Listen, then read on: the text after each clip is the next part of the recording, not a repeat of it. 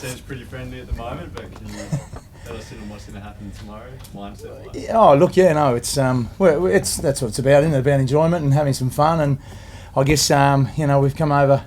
It's a nice day as well, very warm and whatnot, but we're looking forward to a really good contest. The Scorchers obviously here play really, really good cricket, and they get massive crowd behind them, so we're looking for a big game. How big a game is this? Do you think it's at that must-win point where you need to win this game to stay in touch? Absolutely, yeah. Look, I think we had that rain-affected game at the start where it could either work both ways for you. It can be a loss if things don't go your way throughout the campaign, or it can work in your favour. So this game is a big one for us. We need to stay in contention with the top of the ladder. So it's a big game for us. Justin, nice to have Nathan back, obviously.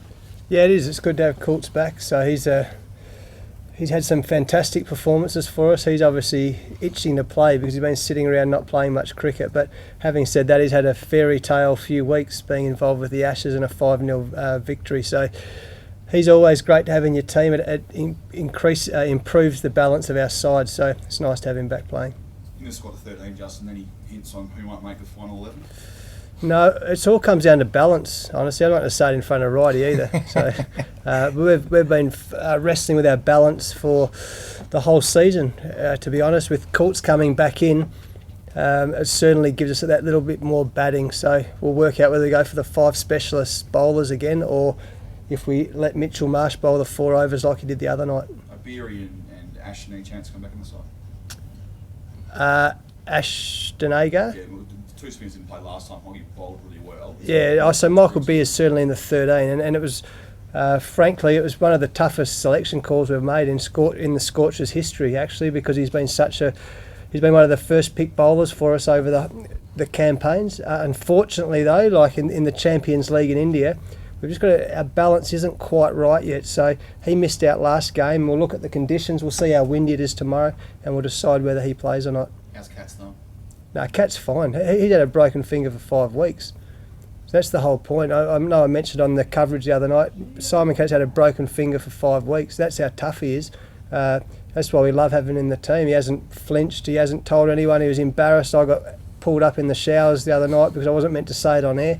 But he's fine. He just gets through it. That's Simon Catich. Damien, do you expect your blokes to target him at all? No, I don't think that works against Caddo. He's someone who's, as Alfie just said, he's a serious cricketer and been around a long time. Great leader, and he is a tough customer, and he's in good form. So he's a big wicket for us, no doubt about that tomorrow. But yeah, look, he'd play with a broken leg, I reckon, Caddo. And selection-wise for you, Damien, who's in the mix for you guys? Look, as Alfie said, we've got 13 here as well that can all play. Again, we'll have a look at the conditions tomorrow and whatnot. Looks like a great wicket. So we've got Cameron Boyce in the mix here. He's yet to play a game for us, and we're pretty excited about sort of getting him into the mix and getting some games under his belt as well. So again, look, it's going to, as Alf said about his team as well, no different from mine. We've got to have a look at what sort of day it is as well. Obviously, you've got blokes from all over the place, but how do you reckon the Tassie guys are going in these conditions?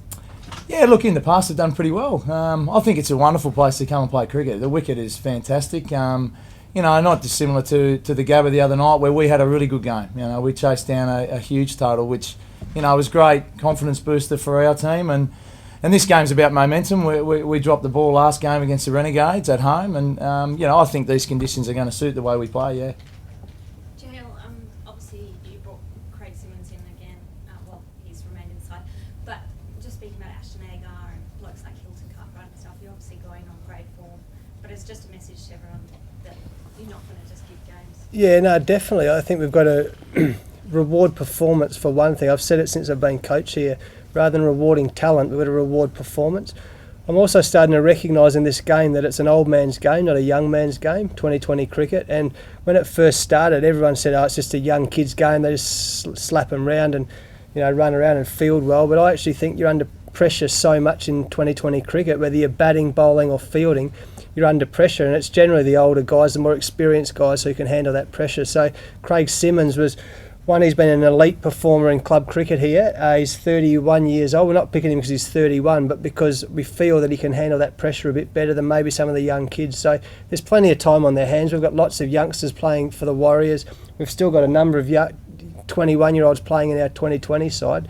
But that's how we're looking at the moment. It'll change next week because Sean Marsh leaves us. Sean Marsh and Nathan Coulter-Nile leave us after this game. So then it's that will change things again. You look at that when you think about your batting line. You batted Cat at 3 last week, but if Marsh going next week, does Cat maybe move up this week back to opening to give the side a bit You should more? become a coach. I tell you, it keeps you awake at night. I think about that all the time. So yeah, that's what we have to consider.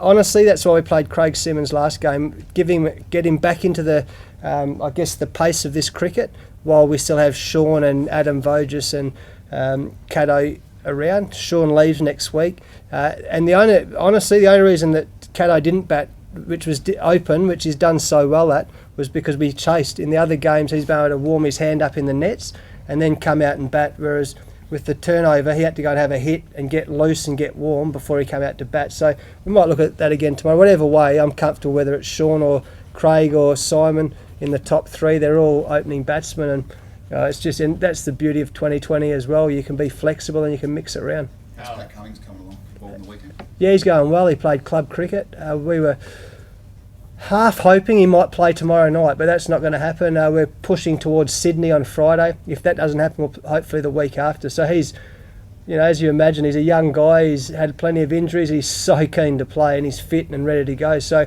I hope to see him playing for the Scorchers for the first time. Again, he'll add depth to our team. He'll add speed, and he'll add something a little bit different that a lot of teams haven't got. That straight out pace. Does it affect your squad at all? Does someone have to drop out for him to come back in, or is it? Yeah, if he comes back in, then the replacement player will have to move out of the squad. That's the rule and the system we play under. It was the same with Adam Voges coming back last week.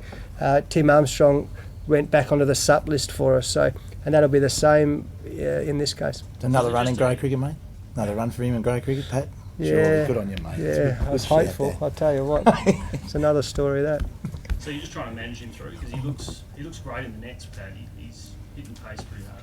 Yeah, I think there's a lot of his whole rehabilitation's been over a long time. It's been planned meticulously through Cricket Australia. He's a Cricket Australia contracted player as well as a Scorchers contracted player. So obviously he's a player of great national interest. So we're guided as much by Cricket Australia as we are by our medical team here. Justin, just before we let you go, the 5-0 whitewash completed yesterday. How much joy do you get out of seeing that happen? Oh, it was magnificent. It was absolutely brilliant. When it happened in 2007, I'm sure a lot of people would have wondered if it had ever happened again. But for the guys to play so well, and the beautiful thing for me was that and I've been harping on about it for 18 months, that they stuck with the same team, they stuck with the same guys, and they got success. And never underestimate that camaraderie within the group. Even George Bailey, who there's been a bit of spotlight on him, to have him, a leader like him at number 6, and he did some really good things on and off the field for the Australian team. Everyone contributed. They had a senior team. They stuck with the same core of players, and to win 5-0 after, I'm a proud Australian as well, copping the flat from our English friends for the last 3 campaigns. It's nice to not only have won, but have won so convincingly. You've done the follow-up tour to South Africa after the Ashes quite a few times. How hard is that, to bounce back and then go on and take such a difficult side on? Yeah, again, it depends if they can keep Ryan Harris and Peter Siddle and Mitchell Johnson on the park with Nathan Lyon's progress. I'm not sure. You can see the steel in Michael Clarke's eyes. He's been saying, not just for the last 5 or 6 weeks, he's been saying for the last 18 months he wants to become the number 1 team in the world again. They'll take great confidence from this. They'll take on the number 1 team in the world, so it's another challenge. It's always hard to play in South Africa, but you just feel that they're very, very focused at the moment. So they'll no doubt celebrate and reflect on what's been a great Ashes series, and then it's back onto the treadmill, isn't it? One day is again, 2020 is again, and then all of a sudden they're playing Test cricket. So they're very focused on being the number 1 team in the world. Michael Clarke's said that publicly for a long time. And you don't become number 1 in the team in the world by winning 1 great series. Do you think they can get there? Yeah, I do, yeah. Again, if we can keep the core of those senior players together, of course they can get back. They've shown if they beat England, a very good England team, 5-0, then of course they can become number 1, and hopefully sooner rather than later.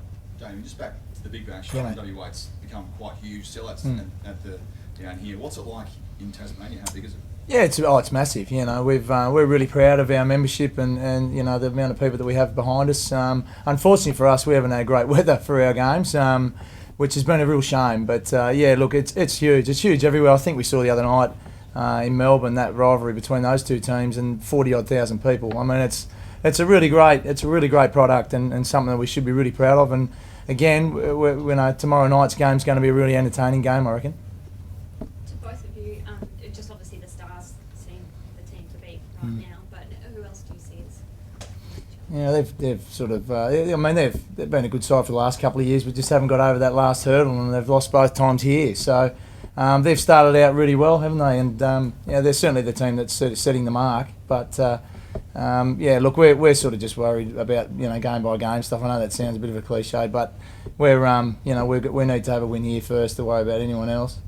If there's few weak teams, they're like the Harlem Globetrotters, aren't they? But having said that, you take a few of their players out with Australian selection.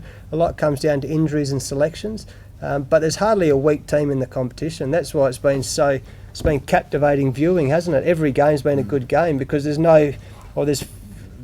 wouldn't say there's a poor team. Even the Thunder, who haven't won a game yet, they still look like they've got some very good players. So that's why it's such a great competition and why we're all getting into it so much.